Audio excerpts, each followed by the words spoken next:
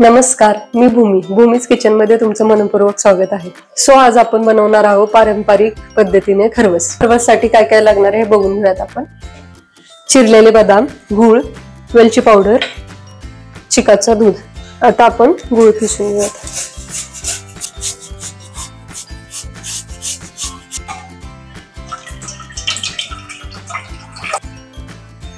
चिकाचं दूध आपण एका भांड्यात काढून घेतलं आहे। आता त्याच्यात आपण किसलेला गूळ टाकून घेऊ।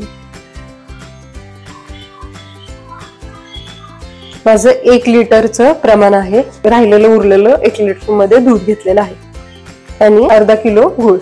असं पूर्ण गूळ मेल्ट करून घ्यायचा चिकाच्या दुधात। तर गूळ प्रॉपर मेल्ट करून झालेला आहे। आता आपण हे गाळणीनं गाळून घ्यायचं।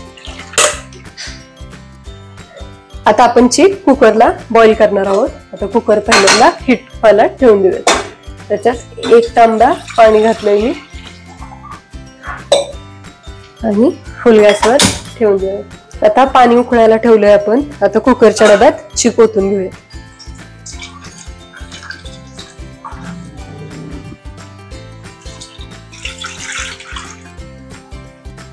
कुकरच्या डब्या आपण हाफ भरून घेतले आहोत चिकानं।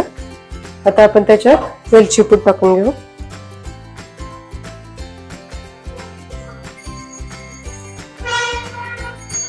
बदाम ऑप्शनल आहे, तुम्हाला जर आवडत असेल तर टाका, नसेल आवडत तर स्किप केलं तरी चालेल।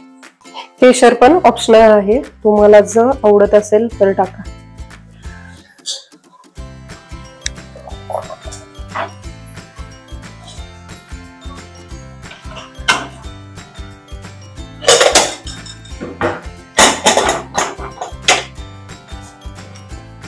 डन।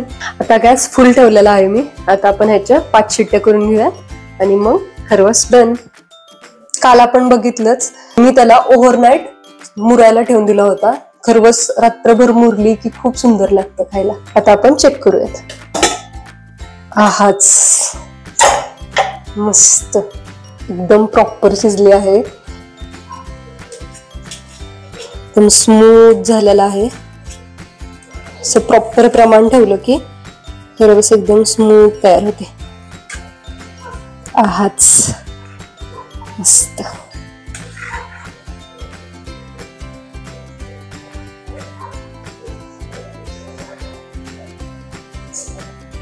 आता मी तुम्हाला खरवस कसा झाला हे टेस्ट करून सांगते।